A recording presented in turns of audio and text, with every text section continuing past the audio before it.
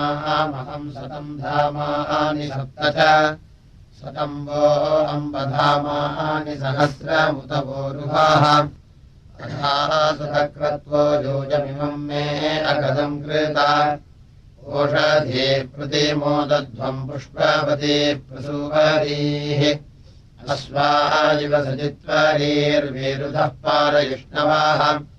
ओषधीरिति मातरस्तद्वो देवीरुपब्रुवे सनेयमस्वङ्गाम् वास आत्मानम् तव पूरुषा अस्वच्छेवो निषदनम् वर्णेवो वसतिष्कृता गोभाजयुक्तिलासत यत्सनवथ पूरुषम् यत्रौषधीः समग्मदराजानः समीताविव विप्रस्समुच्यते भिषग्रक्षोहामी वचातनः अश्वावतीम् सोमावतीमूर्जयन्तीमुदोजसम् आवित्य सर्वावोषधीरस्मारिष्टदादये उच्युष्मावोषधीनाम् गावो गोष्ठादिवेदते धनम् दर्शन्तीनामात्मानम् तव पूरुषा निष्कृतिर्नाम वो माताथो यूयम् सनिष्कृतिः क्षीराः पदत्रिणीस्तनयदामयति निष्कृता अतिविश्वापरिष्ठास्तेन एव वृदमक्रमो ओषधी प्राजच्च वर्यक्तिम् च रन्वो ओदपाः यदिमा वाजयन्नहमोषधीर्वस्ताददे आत्मा यक्ष्मस्य नश्यति पुराजीव गर्भो यथा यस्योषधीः प्रसत्पथाङ्गमङ्गम् परुष्परुः ततो यक्ष्मम् विबाधध्व उग्रो मध्यमसीरीव साकम् यक्ष्मप्रपदचाषेण किकिजीविना साकम् वातस्य द्राज्या साकम् नस्य निगाकया अन्यावो अन्यामावत्वन्यान्यस्यापुपावता ताः सर्वा संविधाना इदम् मे प्रावतावचाः या फलिनीर्या फला पुष्पायाश्च पुष्पिणीः बृहस्पतिप्रसूतास्तानो मुञ्चन्त्वम् गासः मुञ्चन्तो मातपथ्या आचो वरुण्यादुता अथो यमस्य पड्वीषात् सर्वस्माद्देवगल्बिषात् अपपदन्तीरवदन्ति ववोषधयस्परि यम् जीवमश्नवामहैनसरिष्यादिपूरुषः यावोषधीः सोमराज्ञीर्बह्वीः शतविचक्षणाः तासान्तमस्योत्तमारम् कामाय संहृते यावोषधीः सोमराज्ञीर्विष्टिताः पृथिवीमनो बृहस्पतिप्रसूतास्यैनन्दत्तवीर्यम् मावोरिषत्खनिता यस्मै चाहम् खनामिव इव च दुष्पदस्माकम् सर्वमस्त्वनातुरम् याश्चेदमुपसृण्वन्ति याश्च दूरम् परागताः सर्वाः सङ्गत्य विरुधोऽस्यै सन्दत्तवीर्यम् ओषधयः संवदन्ते सोमेन सह राज्ञा यस्मै कृणोति ब्राह्मणस्तम् राजन् पारयामसि समास्योषधे तव वृक्षा उपस्थयः उपस्थिरस्तु सोऽस्माकम् यो अस्मान् अभिदासति बृहस्पते प्रतीमे देवतामिहि मित्रो वाजद्वरुणो वासि पूषा आदित्यैर्वाजद्वसोभिर्मरुत्वान् समर्जन्यम् सन्तानवे वृषाय आदेवो दूतो अजगश्चीकृत्वान् त्वद्देवापे अभिमामगच्छत् प्रतीचीनः प्रतिमामापवृत्स्वदधाविजेद्युमतीम् वाचमासन् अस्मेधे यद्युमतीम् वाचमासन् बृहस्पते अनवीवामीशिषाम् या वृष्टिम् सन्तनवेमनावदिवो द्रप्सो मधुमाविवेश आनो द्रप्सा मधुमन्तो विसन्तीन्द्रधेह्यधीरथम् सहस्रम् निषीदहोत्रमृथुताय जस्वदेवान् देवापे अभिषासपर्य आष्टिषेणो होत्रमृषन् निषेदन् देवाभिर्देवसुमतिम् चीकित्वान् समुत्तरस्नादशरम् समुद्रमपोदर्यादृजद्वर्षाभि अस्मिन् समुद्रे अध्युत्तरस्मिन्नापो देवेभिर्निवृताधिष्ठन् ता अध्रवन्नार्षेणेन सृष्टा देवापीना प्रेषिता वृक्षिणीषु यद्देवाभिः सन्तानवे पुरोहितो होत्राय मृतः कृपजन्नदीधेत् देवश्रुतम् वृष्टिफलिम् प्रदानो बृहस्पतिर्वाचमस्मायच्छत् देवाभिः अग्नात्रिषेणो मानुष्यः समीधे विश्वेभिर्देवैरनुमज्यमानः प्रपर्जन्यमीरजा वृष्टिमन्तम् त्वाम् पूर्वर्षयोगीर्भिराजन्वामध्वरेषु पुरुहूत विश्वे सहस्राण्यधीरथान्यस्मे आनो यज्ञम् रोहितस्वोपयाहि एतान्यग्नेन पतिर्नवत्वे आहूतान्यधीरथा सहस्रा तेभिर्वर्धस्व तन्वः शूरभूर्भिर्दिवो नो वृष्टिमीषितोरीरीः एतान्यग्नेन पतिम् सहस्रादम् प्रयच्छ विश्वेन्द्राय भागम् विद्वान् वदर्तुतो देवयानानप्यौलानम् दिवि देवेषु धेहि अग्ने वादस्व विमृतो विदुर्गावामी वामपरक्षाम् सिसेध अस्मान् समुद्राद्रिगतो दिवो नोपाम् भूमानमुपानसृजेह कन्नश्चित्रमीषण्यसि चिकित्वान् पृथग्मानम् वास्रम् वा वृधज्ञैः कर्तः सदा दुःसवासो व्योष्ठौ तक्षद्वज्रम् रैत्रसुरमपिन्वत् स यद्युता विद्युता वेदि सामपृथम् योनिमसरत्वाससाद सतनीलेभिः प्रसहानो अस्य भ्रातुर्नऋते सप्तथस्य मायाः समाजम् जापापादुष्पदायाम् स्वर्षाता परिषदत्सरिष्यन् अनर्वायच्छत दूरस्य वेदोघ्नाञ्चित्तदेवा अभिवर्पसाभूत् सजक्ष्यो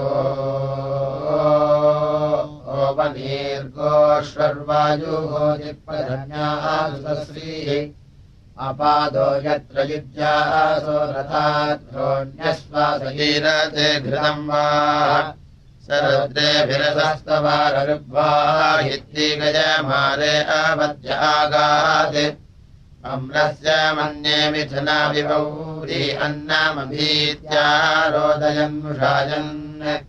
सैर्दासम् तु वीरमम्पतिर्दङ्क्षलक्षन्त्रिशीर्षानन्दमन्यते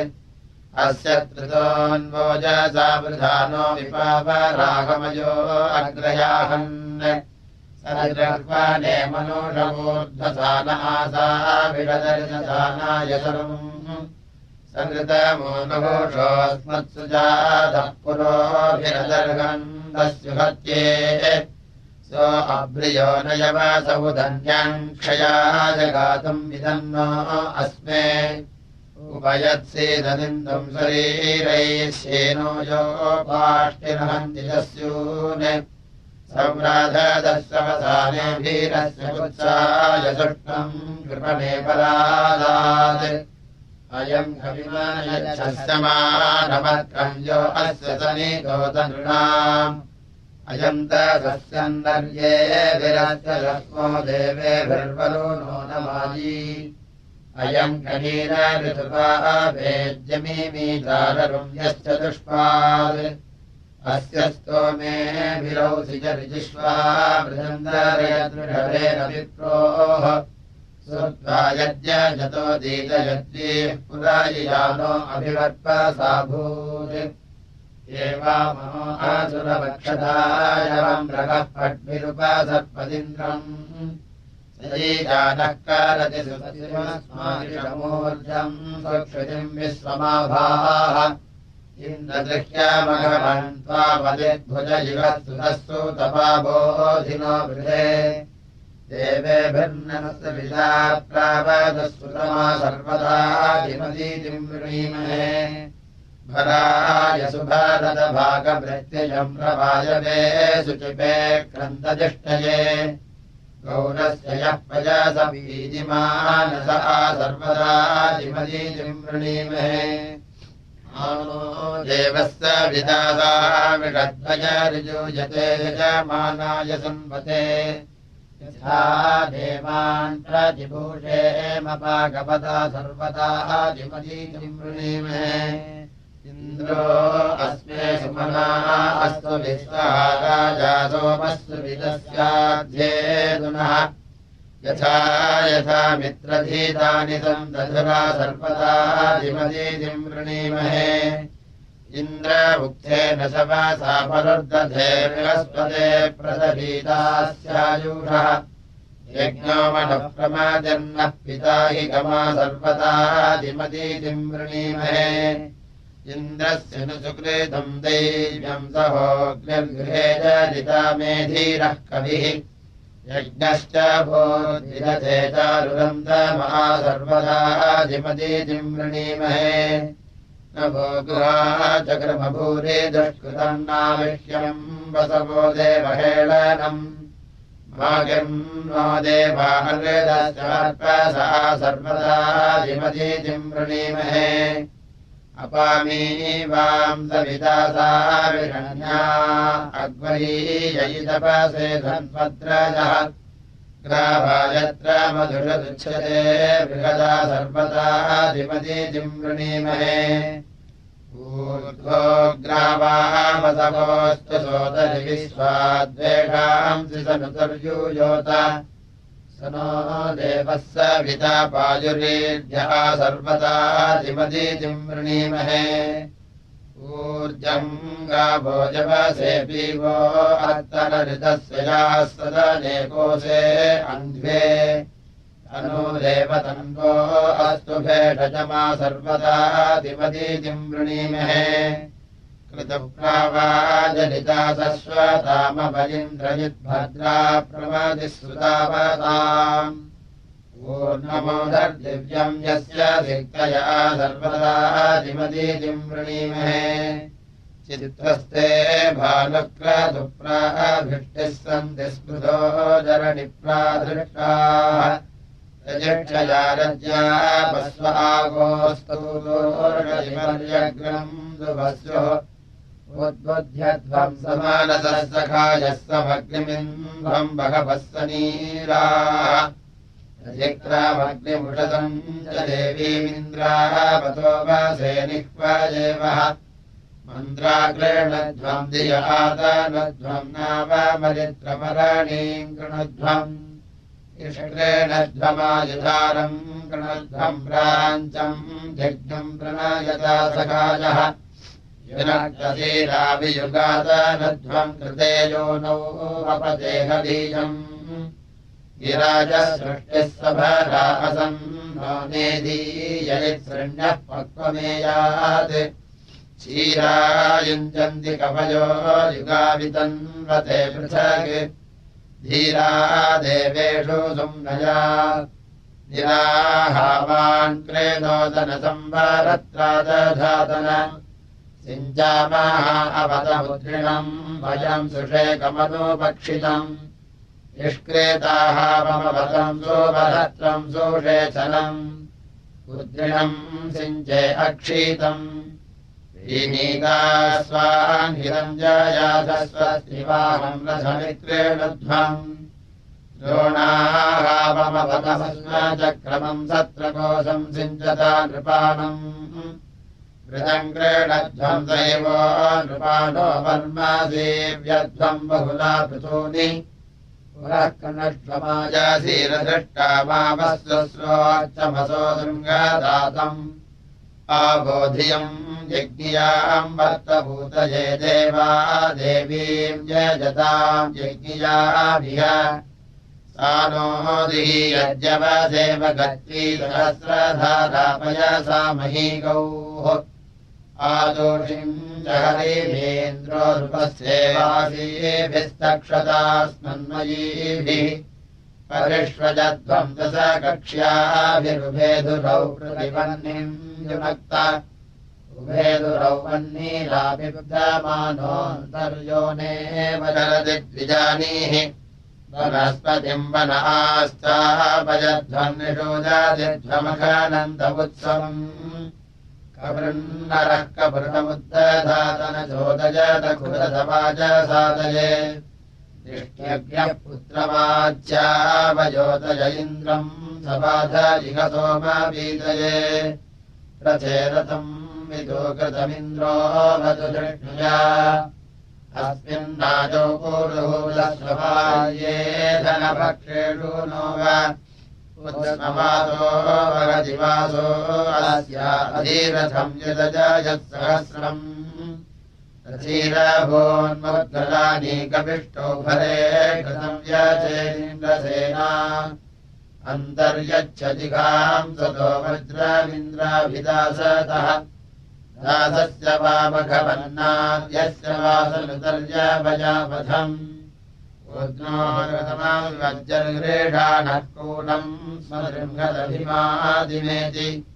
प्रमुष्कभारस्रव इच्छमानो जिलम् बाहु अभरत्सिषासन् न्यक्रन्दयन्नुपयन्त येन ममे हयन् वृषभम् मध्य आजेः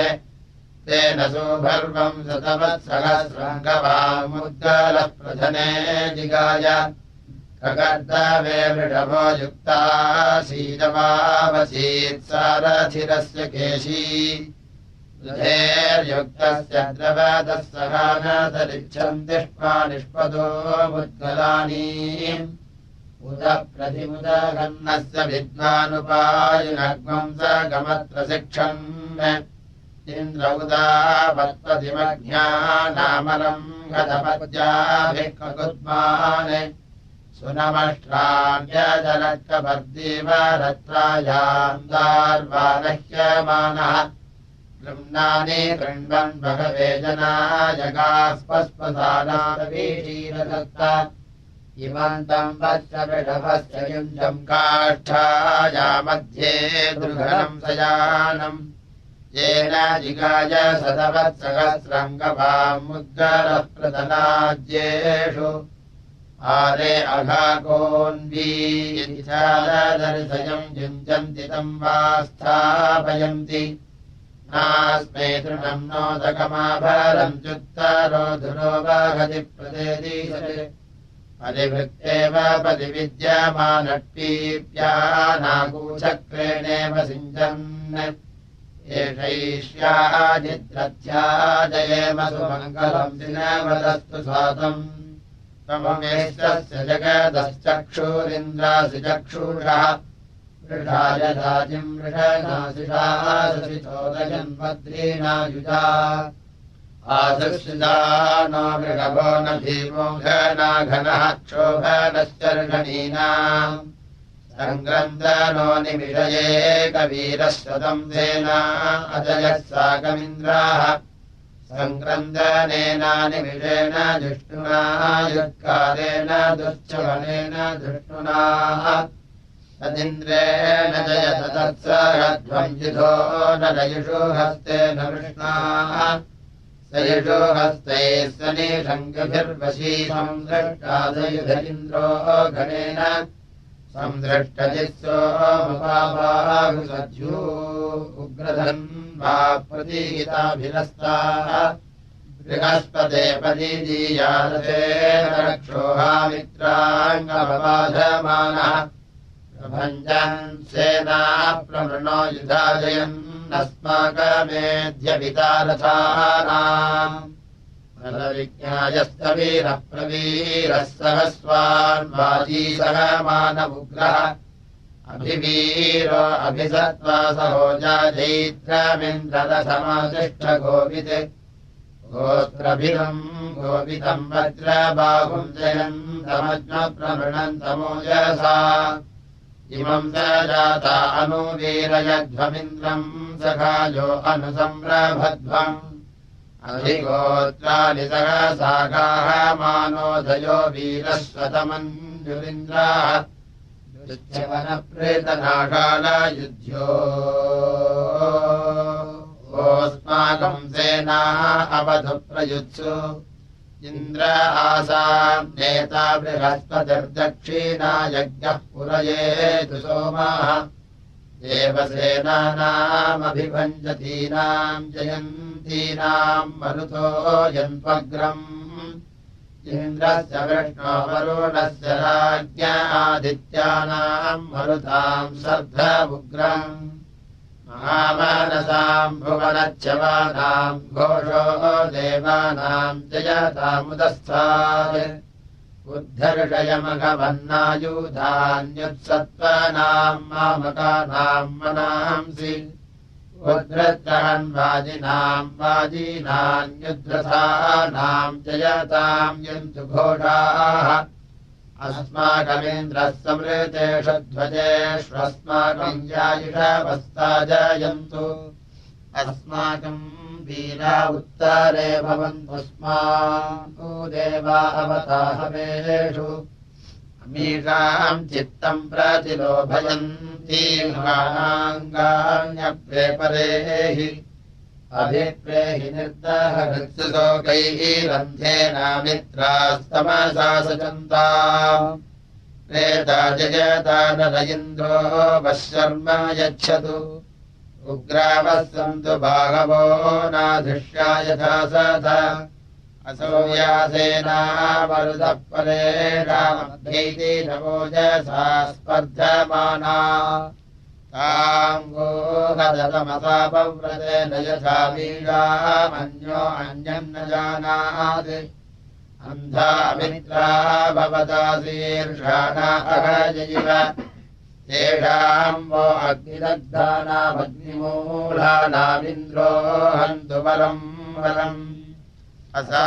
विसोमः पुरोदतभ्यम् हरिभ्याम् यज्ञमुपयाहितूयम्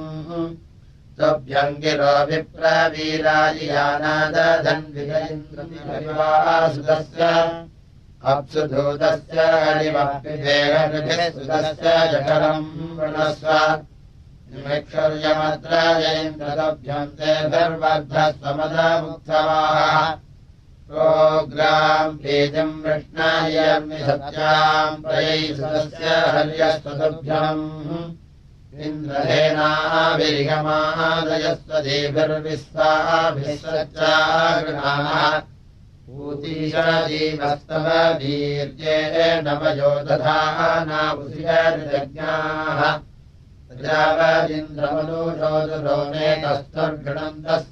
प्रजापतिन्द्रमनुषोदुरोनेकस्तर्घृणन्तस्तधमाद्यासः णीजिभिष्टे हर्यस्वसुष्ठो स्तोषम् नस्य पुरुरुचोजनासः मम् ज्येष्ठा भूतिम् वितिरे दधानास्तोतार इन्द्रतव सूकृताभिः उपब्रह्माणि हरिवो हरिभ्याम् सोमस्य याहि पीतये सुतस्य इन्द्रत्वा यज्ञः क्षमामानमानड्ढा स्वाङ्गस्य ध्वरस्य प्रकेतः सहस्रवाचमभिमातिषाहम् सुतेरणम् मघवानम् सुभृत्यम् उपभूषन्ति गिरो अप्रदीतमिन्द्रम् नमस्याज ऋतुः पानन्ता सप्तापो देवी सुरणा अमृक्तायाभिः सिन्धुमतर इन्द्रपूर्भिः नवतिम् श्रोत्यानव च स्रवन्तीर्देवेभ्यो गातुम् मनुषे च विन्दः अहो महीरभिदस्तेरमुञ्जो जागरास्वधी देवयेकाः इन्द्रयास्त्वम् रक्ततूर्ये जगत्सदाभिर्विश्वायुस्तन्वम् पुपुष्याः वीरेण्यक्रतुरिन्द्रस्व स्वस्तिरुताभिधेनाः पुरुहूतमीष्टे आर्द्रयद्वित्रमकृणोतु लोकम् ससागे शक्रः पृतना अभिष्टिः सुनम्भो मे मघवानमिन्द्रमस्मिन् भरे कृतमम् वाजसातौ शृण्वन्तमुग्रमूदये समत्स्वघ्नन्तम् वृत्राणि सञ्जितम् धनानाम् कदावसोस्तोत्रम् वर्यदावस्नुसारुधद्वाः दीर्घम् सुसंवादाप्याय हरियस्य सुयुजा विव्रता वेरर्वन्तानुसेवा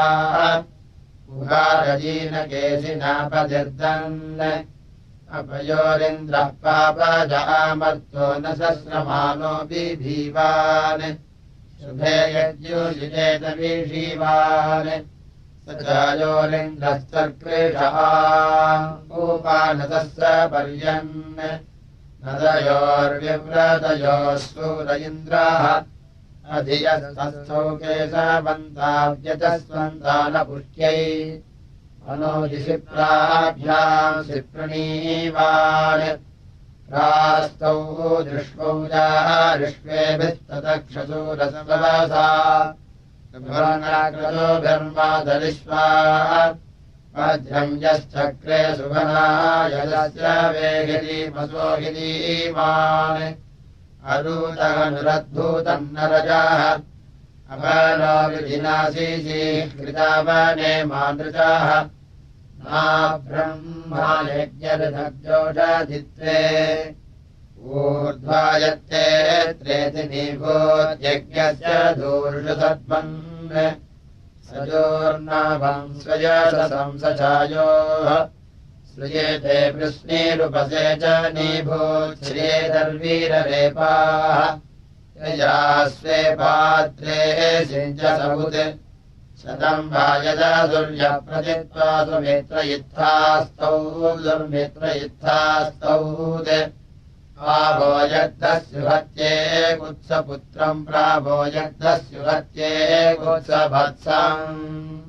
भद्रन्नो अभिवादयमनाः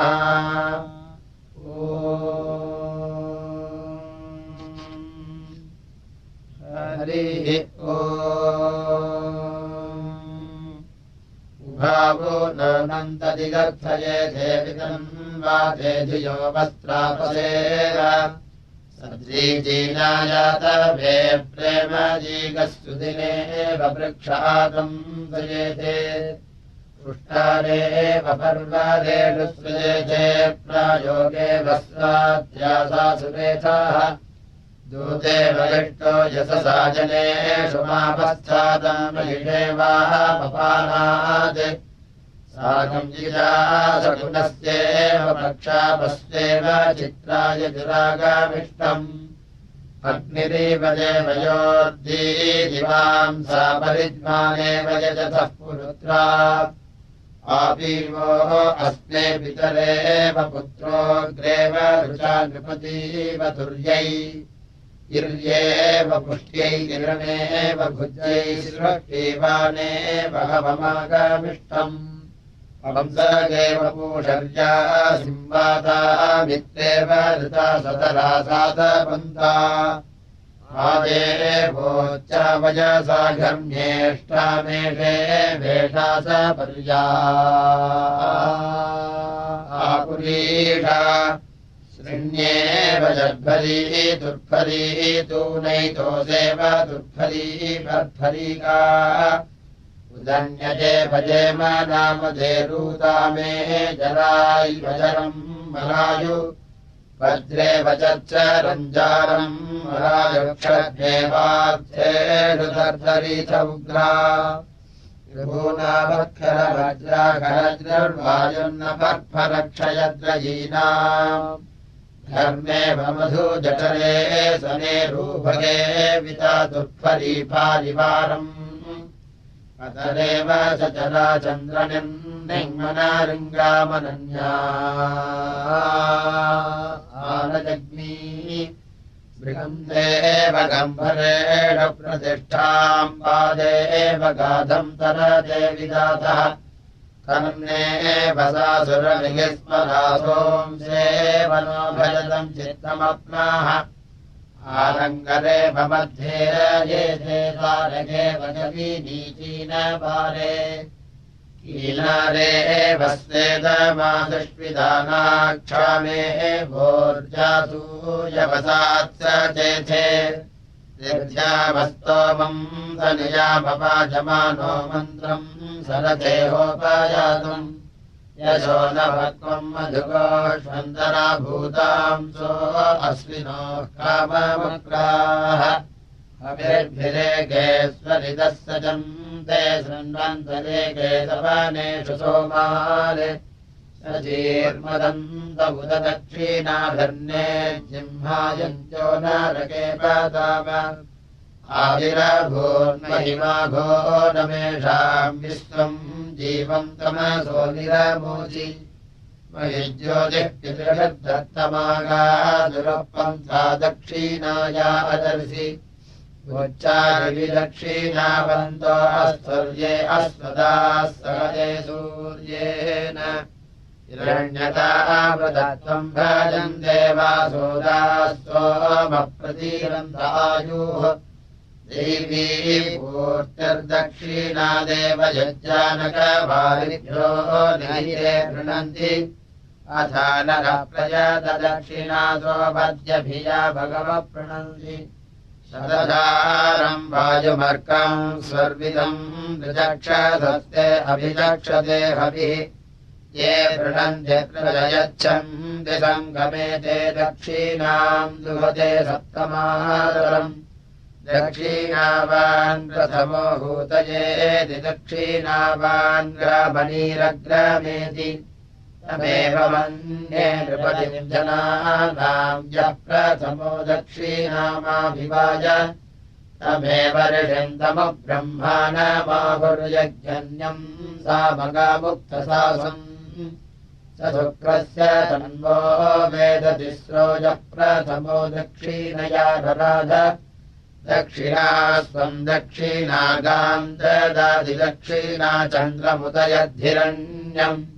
दक्षिणान्नम् वनुतेजो न आत्मा दक्षिणाम् कर्म गृणुते विजानन् न भोजामम् नन्यर्थमीयन्नरिष्टम् दिनम् यथन्तेह भोजाः इदम् यद्विश्वम् भुवनम् स्वस्यैतत्सर्वम् दक्षिणैभ्यो ददाति भोजायज्ञस्य रभिम् योनिमग्रे भोजायज्ञर्मध्वा अय्या सुवासाः भोजायज्ञरन्तः पेयम् सुराया भोजायज्ञर्ये अभूताः प्रयन्ति भोजाया स्वम् संवृजम् चासुम् भोजायास्ते कन्या आसुम्भमाना भोजस्येतम् पुष्करिणी भवे स्वपरिष्कृतम् देवमानेव चित्रम् भोजमस्वास्तुष्टुबाहो वरन्ति सुभद्रसो वर्तते दक्षिणायाः भोजन्ते वासोपताभरेषु भोजः सत्रोन् समनीकेषु चेताः किमिच्छन्ति धर्मा प्रेदमानद्दूरे ह्यध्वाजगूरिः पराचैः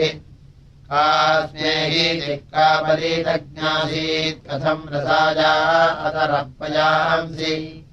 इन्द्रस्य युवतीरिषिराचारापि भगजिच्छन्ति मनयो निधीन्वाः अधिष्कतोऽभियसा तन्नः वत्तसा रसाया अतरम् पयांसि ीरेन्द्रस्वरमेकादृशीकायस्येदम् दूतीरसरः परागात्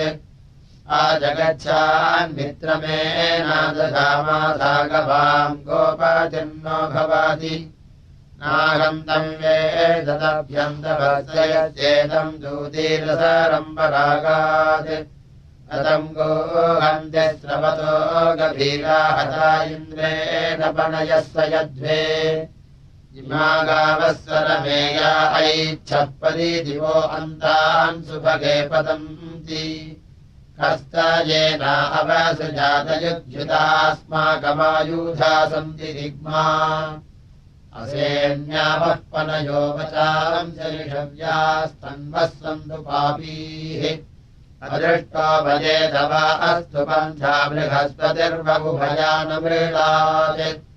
अयम् निधिस्तरमे अग्रे बुध्नो गोभिरस्वेभिर्वसुभिर्निष्टः रक्षम् दिदम् वनयोजेषु गोपारे कूपदमलगमाजगन्थ ये हगमन्विषायः सोमासिता अयास्यो अङ्गीरसो न भग्वाः तयेदमूर्वम् विभजन्तगो नामथैतद्वजः पनयोपमन्निते एवाचत्वम् सरमहाजगन्धप्रभाधिता सहसा दैव्येन स्वसारन्त्वा गृणवैमा पुनर्घा अपदेगवाम् सुभगे भजाम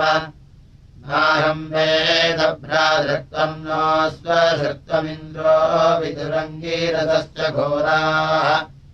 गोकामामे अच्छदजन्यता यमपातयिदपनयोपरीयः दूरमीदपनयोपरीय उद्गावो जन्तुविनतीर्नृतेन बृहस्पतिर्या अविन्दन्निगूढाः सोमो ग्रावाः नर्षयश्च विप्राः ते वदन् प्रथमा ब्रह्मगिर्भिषेकूपालः सलिलो मातरिस्वाहा वीडुहरास्तप उग्रो मयो भूरापो देवी प्रथमजाऋतेन सोमो राजा प्रथमो ब्रह्मजायाम् पुनर्प्रायश्च दगृह्णीयमानः अन्वर्तितावरुणो मित्रः आसीदग्निर्होता हस्तगृह्यानीनाय हस्ते नैव ग्राह्य आधिरस्य ब्रह्मजायेयमिति चेदवोचन् अदूराय प्रह्येदस्तयेषा तथा राष्ट्रम् कूपितम् क्षत्रियस्य देवायेतस्यामवदन्तपूर्वे सप्तऋषयस्तपसे ये निषेधुः भीमायाया ब्राह्मणस्योपनीता दुर्धाम् दधाति परमेव्योमन् ब्रह्मचारी चरति वेविषद्विषस्वदेवानाम् भवत्येकमङ्गम् तेन जायामन्वविन्दर्बृहस्पतिः सोमेन नीताम् जुह्वा अन्नदेवाः पुनर्वै देवाः दधः पुनर्मनुष्या भूता राजानः सत्यम् गृह्वाना ब्रह्मजायाम् पुनर्ददुः पुनर्दाय ब्रह्मजायाम् कृत्वी देवैर्निकिल्बिषम् ऊर्जम् पृथिव्या भक्त्वा योरुगायमुपासते समिद्धो अद्य मनुषो दुरो मे देवो देवाम् यजसि जातवेदः आदवः मित्रमहश्चिकित्वा त्वम् दूतः कविरसि प्रचेताः तनो नवात्पथऋतस्य यानान्मध्वा समञ्जम् स्वदयासु जिह्वा मन्मानिधिभिरुदयज्ञवृन्धम् देवत्रा च गृणह्यध्वरम् नाः आजुह्वानयेड्यो वन्द्यश्चायाह्यग्ने वसुभिः सजोषाः त्वम् देवानामसि यः क्वहोदासयेनान्यक्षैषितो यजीयान् प्राचीनम् बलिः प्रदिशा पृथिव्यामस्तोरस्यावृज्यते अग्रे अह्नाम् यो प्रथते वितरम् वरीयो देवेभ्यो अधीतये स्योनम् यजस्वतीरुर्विया विश्रायन्ताम् पतिभ्यो न जनयः शुम्भमानाः देवीर्द्वारो बृहतीर्विश्वमिन्वा देवेभ्यो भवत सुप्रायणाः आश्रयन्ती यजते उपाके उषासा नक्ता सतताम् नियोनौ दिव्ये योषणे बृहतीषु रुक्मे अधिश्रियम् शुक्रविषम् दधाने दैव्या होतारा प्रथमा सुवाचामिमाना यज्ञम् मनुषो यजध्यै रथोदयम् ताविदथेषु कारू प्राचीनम् ज्योतिप्रदिशा दिशन्ता आनो यज्ञम् भारती दूयमेत्विरामनुष्वधिगचेदयन्ति तिस्रो देवीर्बर्हिरेदम् श्रोणम् सरस्वती स्वपसस्तदन्तु यैमेद्या वा पृथिवी जनित्रीरूपैरपिम् सद्भुवनानि विश्वाः तमद्योदर्शितो यजीयान् देवम् त्वष्टारविहयक्षि विद्वान् उपावसृजत्मन्यासमञ्जम् देवानाम् पादऋतुता हवींषि वनस्पतिः सविता देवो अग्निस्वदन्तु हव्यम् मधुना घृतेन सद्यो जातोऽव्यनिमीतयज्ञमग्निर्देवानामभवत्पुरोगाः अस्य होतः प्रतिश्रुतस्य वाचि स्वाहा कृतम् हविरदन्तु देवाः मनीषिणः प्रभरध्वम् मनीषाम् यथा पतयः सन्ति नृणाम् इन्द्रम् सत्यैरेरजामा कृतेभिस्तैवीरोगिर्वनस्विर्विदानः सदसोऽधीतिरज्योत्सङ्गाश्रेयो वृषभो गोभीरानटे उदतिष्ठन्तविषेनादवेन महान्ति जित्संविर्याचारजांसि इन्द्र किल श्रुत्याः अस्य वेदस यजुष्टोपधिकृत्सूर्याय आन्वेनाम् गृह्णन्यच्युतो भुवद्गोपतिर्दिवस्य नया अप्रतीतः इन्द्रो दुन्नाम गतो अर्णवस्य प्रतामीनादङ्गीरोभिर्गृणानः पुरूणि चिन्नितदानारजांसि दाधारयो धर्मम् सत्यदाता इन्द्रो दिवः प्रतिमानम् पृथिव्या विश्वा वेदसवनाहन्ति शुष्णम् महीम् चिद्यामातनोत्सूर्येण चास्कम्भचित्कम्भनेन स्कभीयान् वज्रेण हि वृत्रः वृत्रमस्तरदेवस्य सुषुवानस्य मायाः विदृष्णो अत्र दृढता च गन्धाथा भवो मघवन्बाह्वोजाः सजलम् अयदृषतः सूर्येण चित्रामस्य केतवो रामविन्दन् आयन्नक्षत्रम् ददृशे दिवो न पुनर्यतो न कीरद्धानुवेद दूरम् किल प्रथमा जग्मुरासामिन्द्रस्य या प्रासवे सस्रुरापः स्मिदघ्रम् वुद्राः सामावो मध्यम् वो नूनमन्थाः सृजस्यन्द्रो नहीना जग्रसानादिदेता प्रविविज्रेतवेन मोक्षमाना उदयावो मुज्रेधे धेतानदमन्दे निजिक्ताः सद्धीतिः सिन्धो मुसतीरीवायम् सनाज्जारहारितः पूर्भिदासाम् अस्तमादे पार्थिवावसोऽन्यस्मे जग्मुःसूनृता इन्द्रभूरिः इन्द्रपिबप्रतिकामम् सुतस्य प्रातः सावस्तमहि पूर्ववीदिः हर्षस्वहन्तवे शूरशत्रो